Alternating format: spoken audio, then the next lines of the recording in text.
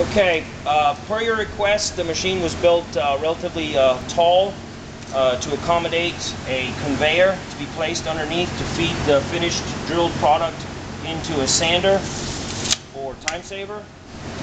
We also, in the back here, we built a electromechanical actuator to position the fence.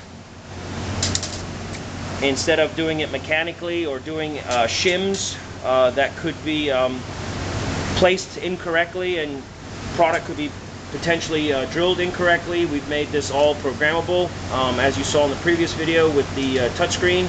So that's the other add-on we did. As per the other machines, we have the digital readouts to position your different locations. The feed system is very similar to the other two machines. It has the clamp pin, then the release pin, drops down onto a bed. Two cylinders push it to the back. In this case, it's going to be the movable fence. Once it's reached its back position, it makes a sensor.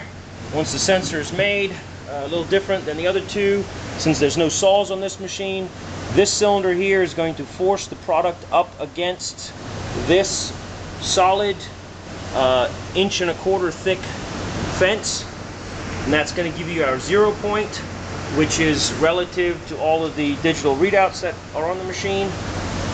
So each head is independent, but all are relative to that fence. So you can do many different combinations of holes. The latch is the first thing that's going to happen in the machining process, so you will hear some noise, but you won't probably see anything move because it's in the back. Once those are completed, then the bottom drill is going to come up.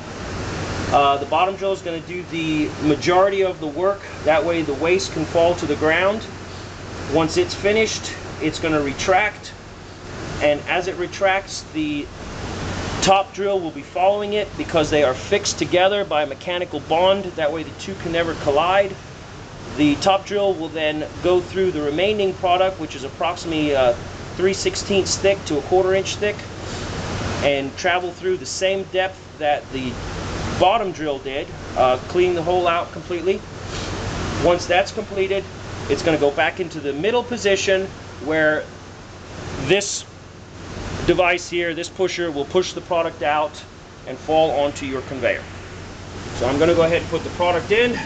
Again, the product fence itself can be maneuvered quite simply by unlocking it and setting it up to the thickness of the product, plus a little bit so you don't have any sticking. Drop your product in.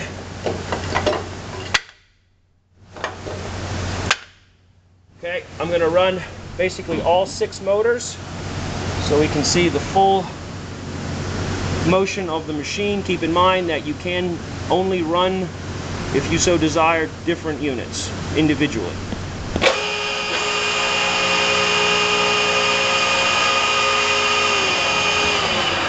Let me just show what we're going to cut here. We're going to cut, in fact, I'm going to go ahead and change it here. I'm going to go ahead and cut the 2 3/4 back set with a 3/4 inch style. Tell it to move. It's making its move. Once it's in position, we get the green light. Okay, we're going to go back and we're going to go ahead and run them.